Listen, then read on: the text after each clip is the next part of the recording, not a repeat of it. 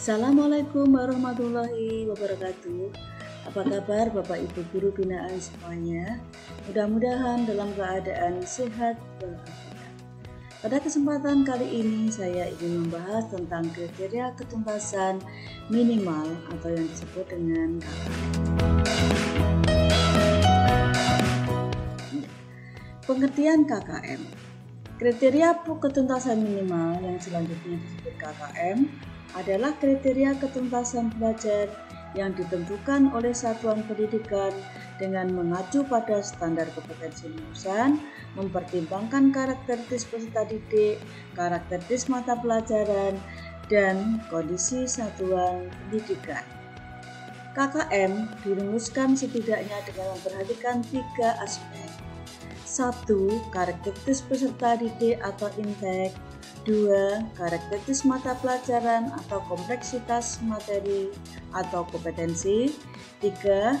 Kondisi satuan pendidikan atau daya dukung pada proses pencapaian kompetensi.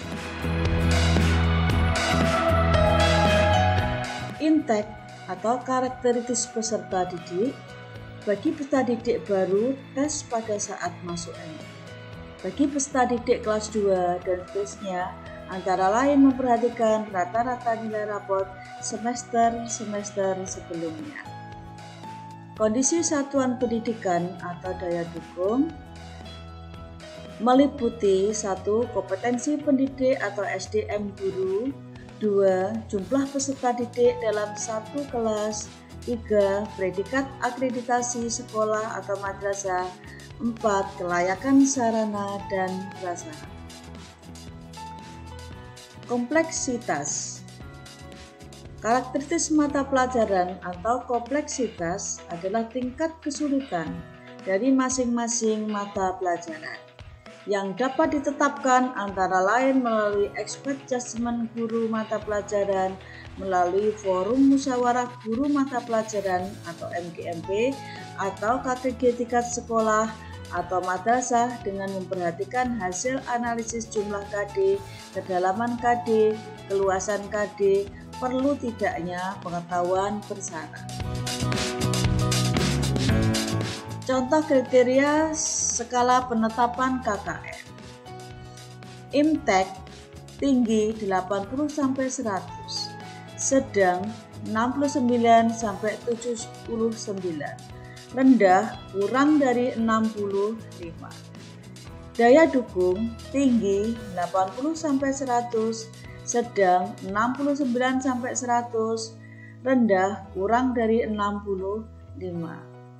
Kompleksitas kurang dari 65.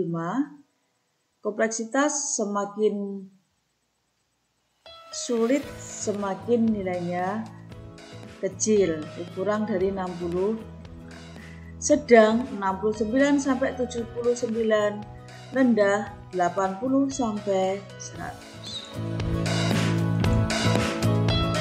Penentuan KKM setiap KD dengan rumus berikut. KKM per KD sama dengan jumlah total setiap aspek per jumlah total aspek. Misalkan, aspek daya dukung mendapat nilai 90, aspek kompleksitas mendapat nilai 70, aspek intake mendapat skor 65. Jika bobot setiap aspek sama, nilai KKM untuk KD tersebut adalah 90 ditambah 70 ditambah 65 dibagi 3, maka nilai KKM-nya adalah 75. Ya. Menentukan interval. Rumus interval 100 dikurangi KKM per 3. KKM yang kita hitung tadi 75. 100 dikurangi 75 dibagi 3. 25 bagi 3 8,33. Ini kita kurang dari 0,5, maka nanti rumus intervalnya adalah 8. KKM dari KD ini tadi ya udah ya. Terus ini intervalnya kurang dari 75, predikatnya D, 75 sampai 82, peringkatnya C, 83 sampai 91 nilainya B, 92 sampai 100 nilainya Nah, kita lihat ini intervalnya 92 sampai 100, itu adalah 8. Penetapan KKM bisa juga dengan penskoran. Intak tinggi nilainya 3, sedang nilainya 2, rendah nilainya 1. Daya dukung tinggi 3, sedang 2, rendah 1. Kalau kompleksitas kita balik, yang tinggi dari 1, sedang 2, rendah 3.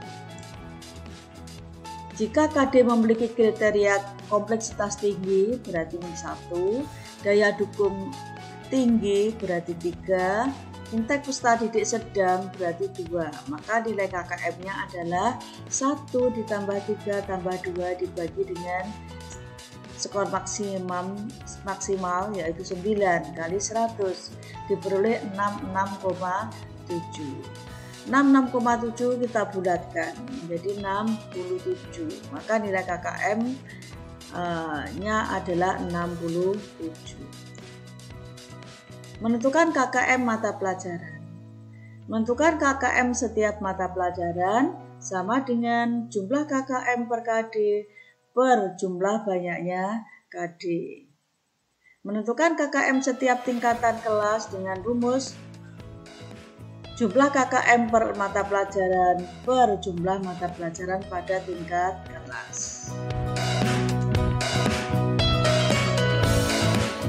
Terima kasih atas perhatiannya, mudah-mudahan bermanfaat, masih semangat terus di dalam dunia pendidikan. Wassalamualaikum warahmatullahi wabarakatuh.